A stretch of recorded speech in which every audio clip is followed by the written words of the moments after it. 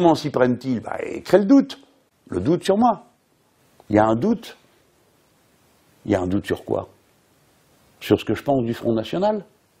Mais moi, mon opinion, elle est affichée sur tous mes habits depuis 5 ans. La voilà. Vous vous rappelez de ça? Qu'est-ce que ça représente? Ça représente l'insigne des déportés politiques. Bon, et puis ça représente la lutte pour la journée des 3-8. Vous voyez? Ça me met à distance de bien du monde dans cette affaire pour le deuxième tour. Mais franchement, est-ce qu'il y a une seule personne d'entre vous qui doute du fait que je ne voterai pas Front National? Tout le monde le sait. Et d'ailleurs, parmi les 7 millions de personnes qui ont voté pour moi au premier tour de l'élection présidentielle, je suis quasiment certain qu'il doit y en avoir, mais de manière très résiduelle, qui vont aller voter pour le Front National. Comment je le sais? Il me suffisait de regarder dans les rassemblements. Chaque fois que j'ai mis en cause le Front National, et Madame Le Pen, tout le monde criait. Il n'y a pas de doute sur qui nous sommes. Nous sommes une mouvance politique qui n'a rien à voir avec l'extrême droite. Nous y sommes confrontés historiquement, culturellement, philosophiquement, ça tout le monde le sait. Enfin, c'est quand même bien moi qui suis allé à Hénin-Beaumont faire campagne contre Madame Le Pen et que tous les beaux esprits d'aujourd'hui, à l'époque, se sont moqués de moi et ont soutenu, ils ont tous défilé là-bas. Quelqu'un dont vous vous souvenez le nom, certainement, puisqu'il a mené depuis des luttes héroïques contre le Front National. Hein. Vous vous en rappelez de son nom? Non, vous vous en rappelez pas. Pourquoi? Parce qu'il n'a rien fait. Il n'était pas là pour ça. Il était juste là pour m'empêcher d'être élu contre elle. Voilà à quoi il servait. Bon, tout ça c'est du passé. Je n'ai pas l'intention de le remâcher. Mais je veux dire, enfin, le doute n'existe pas sur ce que va être mon vote. Il n'existe pas. Il est créé, pas pour la présidentielle, il est créé pour fiche la pagaille dans la législative qui arrive derrière. Pour qu'on puisse vous retrouver à ce moment-là en disant comment, il n'a pas dit ci, il n'a pas dit ça, moi je ne peux pas. Enfin, ils vont refaire les numéros d'indignation habituels. Voilà le véritable enjeu, parce que réfléchissez-y les gens, c'est stupide ce qu'ils sont en train de faire. Le comportement de M. Macron le met dans une situation chaque jour un peu plus difficile. Il passe à la télévision, la première personne à qui il s'en prend, c'est moi. C'est absurde. Et il dit aux gens, vous méritez mieux que lui. Ah, vous allez finir par énerver tout le monde, hein, à faire comme ça. Et puis derrière, pouf, tous les griots, des fois de manière très vulgaire. C'est invraisemblable, toute cette vulgarité, cette manière de vouloir nous tordre les bras. Ils se mettent en danger.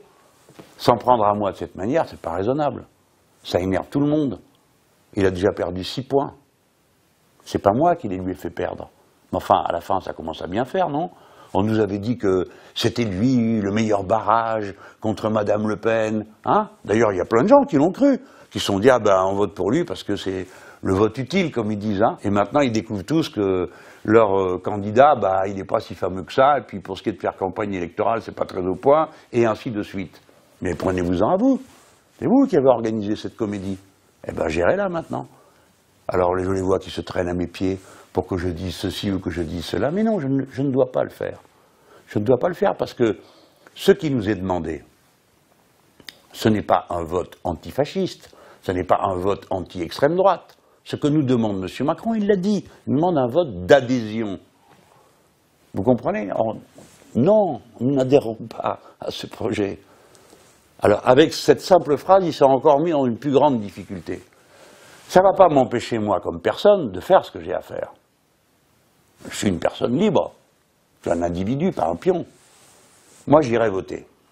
D'abord parce que dans le programme, il écrit le vote obligatoire, donc j'essaye au moins d'être cohérent avec le programme que j'ai défendu. Après, ce que je vais voter, je ne vais pas le dire. Mais il n'y a pas besoin d'être grand clair pour arriver à deviner ce que je vais faire.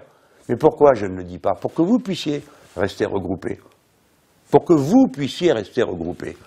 Parce que pour que chacun d'entre vous, quelle que soit la décision qu'il va prendre, il puisse rester en cohérence avec le vote qu'il a fait à la présidentielle pour moi, qu'il puisse continuer à être fier de son vote, qu'il n'ait pas été démenti par son candidat. Peut-être que si on avait vécu ensemble 10 ans de vie politique, le mouvement et 15 ans, peut-être que j'aurais dit, bah, les amis, voilà ce que je fais. On serait assez intime en quelque sorte, pour que je puisse faire des confidences. Mais là, je ne dois pas le faire. Si je le fais, je vous divise. À quoi ça servira? Vous n'avez pas besoin de moi pour savoir ce que vous avez à faire. Vous n'avez pas besoin de moi. Je ne suis pas un gourou. Je ne suis pas un guide. Je suis un responsable politique qui essaye d'éclairer le chemin et de porter la parole des autres. Je crois que je viens de vous aider à réfléchir. Vous d'abord être des personnes libres. des personnes conscientes. Vous allez prendre une décision. Je ne vous connais pas tous, mais je vous connais assez pour savoir ce que vous ne ferez jamais. Donc ce n'est pas le sujet entre nous.